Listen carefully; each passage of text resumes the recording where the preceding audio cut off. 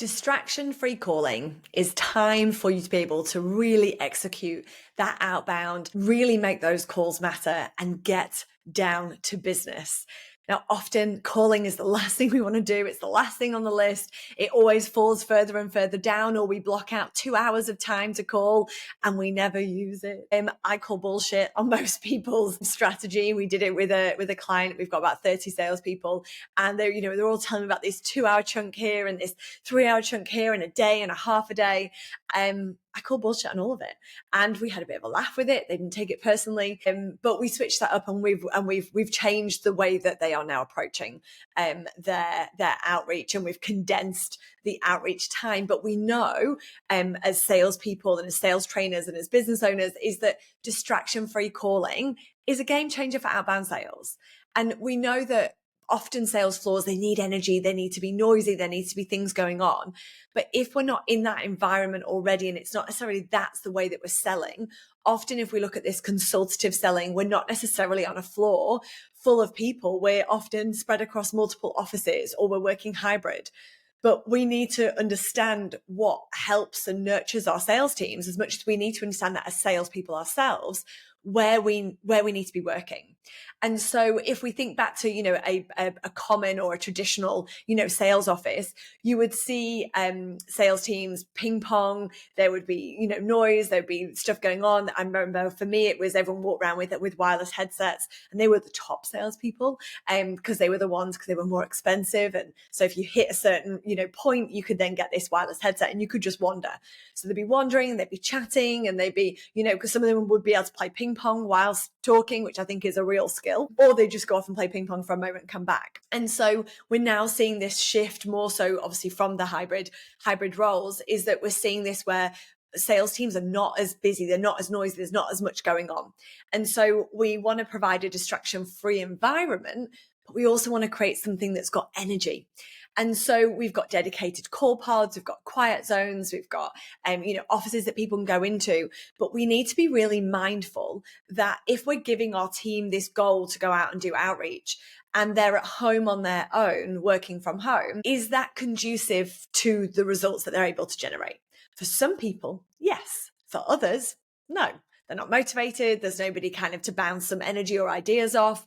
I know for me personally, I can work in both environments. But if I do too much of one or the other, or too much, I'd probably say more so too much of the quiet element of me on my own, doing calls and reaching out, it can feel a little bit boring. Whereas if you're in a space with somebody that's, with a couple of people in the team that are doing a similar role to you, you can bounce off that, and you've heard them just have a good call. So now it's your time, and you can constantly see, that leaderboard element as well.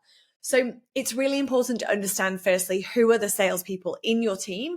If you're listening to this as a salesperson, you need to look at what's beneficial to you, and don't just choose something because it's comfortable, because we don't really want to be comfortable in that environment. We want to be confident. We want to make sure that they can hear us and we can hear them, but we want to make sure that we are being pushed, that we are elevating our game, so that we're able to then, really build that outreach.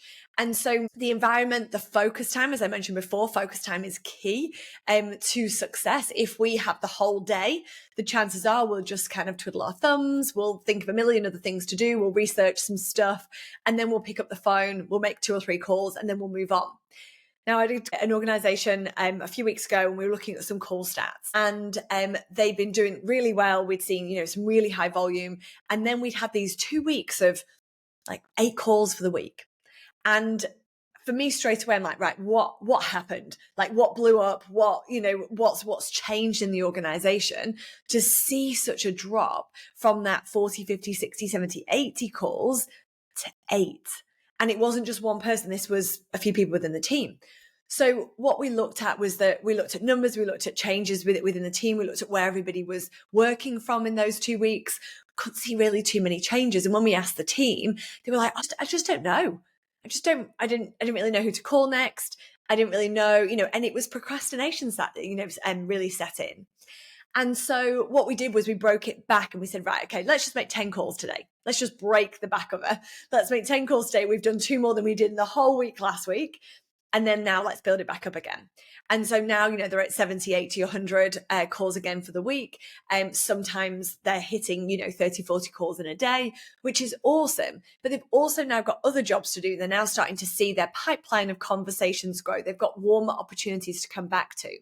But when they know what to be doing throughout the days and throughout the weeks, it makes a huge difference. But their environment needs to then also be supportive of that. Some people in the team, some teams need somebody over them looking at what they're doing, giving them support. Not everybody, but some people will need that. And it's really about adapting to that managerial level and the coaching level and the leadership level to be able to support them to do their best of what they are capable of doing. And for some, it might be, a carrot, for some, it might be a stick. For some, it might be a bigger target, some of it might be smaller. Some people may prefer to do a 30-minute, burst throughout the day, whereas someone would rather do 2 hours in the morning and that's them done. So it's very difficult to kind of say one rule fits all, because it doesn't. We're all human. We all have different ways of working. We all have different personalities. We all have different energy levels at certain points in the day. I think mine's consistently high throughout the whole day, throughout the whole week. But I sleep really well.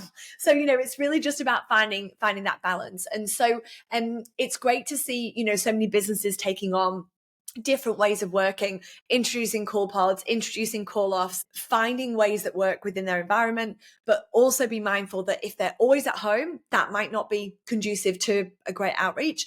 Mix it up and see where you can find those, even if it's that 1%, 5% difference in their capability, in their outreach, it could just be down to their environment.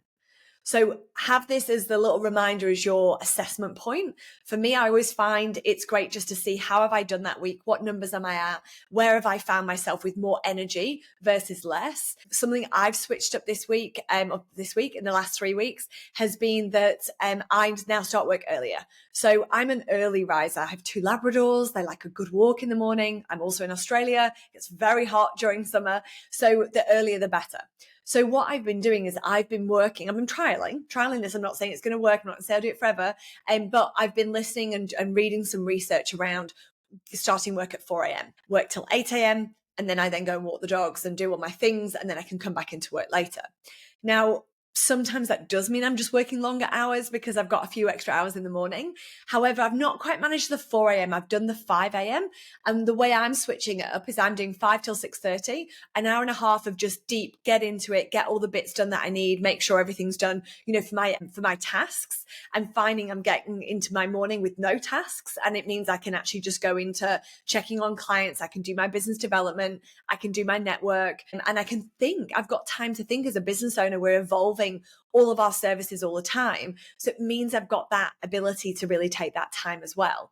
I then go and walk the dogs. I have my breakfast, very important. I then come back and I get then into my day. I also do a gym session with a PT in the afternoon. So I tend to find like 2:30, 3 o'clock is when I tend to see a bit of a lull.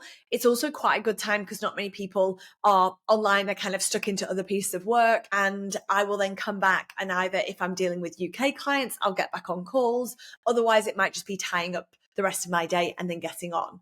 So for me, I'm finding that's been working really well over the last few weeks. It's also spring here, so it's lighter in the morning. Getting up at, just before 5 is actually quite easy. Whereas during winter, I just can't do it.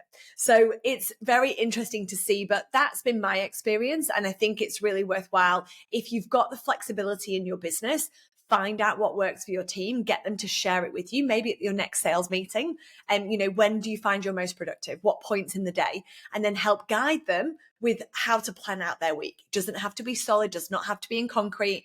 Just give them a guide.